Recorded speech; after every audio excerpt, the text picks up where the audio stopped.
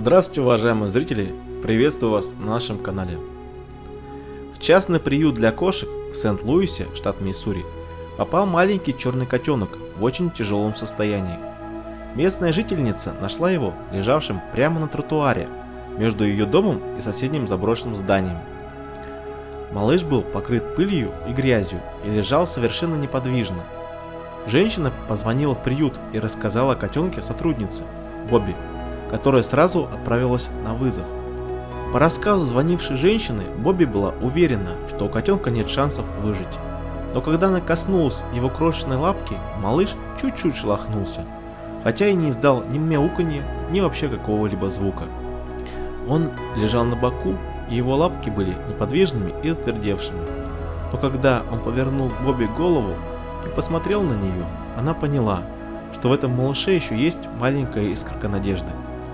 Женщина аккуратно завернула котенка в одеяло и доставила в ветеринарную клинику. Во время осмотра ветеринар сделал предположение, что у котенка перелом лап. Однако, проверив его на рентгене, он не обнаружил никаких переломов с костями. Оставалось непонятным, почему котенок не может двигать лапками, но при этом чувствует прикосновение. Ветеринар диагностировал у котенка неизвестную неврологическую травму. Никто не знал в полной мере, чем можно ему помочь и будет ли он ходить после этой помощи. Но ветеринары решили попытаться дать малютке шанс. Малышу дали звучное и сильное имя – Линкольн, и приступили к лечению. Линкольну назначили физиотерапию, которую необходимо было проводить не менее 5-6 раз в день, в том числе ухаживать за ним, так как он не мог делать самостоятельно многие вещи. Но Бобби была готова взять на себя эти хлопоты. Она устроила для котенка специальную лежанку с бортиками по бокам, которые могли бы поддерживать малыша. После первой недели терапии Бобби заметила, у Линкольна шевельнулась одна лапка.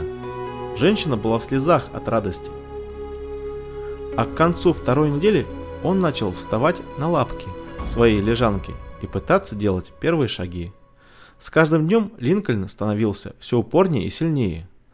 Он прошел медленный и трудный путь от первых попыток вставать и сидеть самостоятельно до прихрамывающей ходьбы и в конечном итоге стал передвигаться уверенно и нормально, как все обычные кошки. Теперь Линкольн красивый и здоровый кот, по которому никто не скажет, что он когда-то совершенно не мог ходить и лежал обессилевший на асфальте.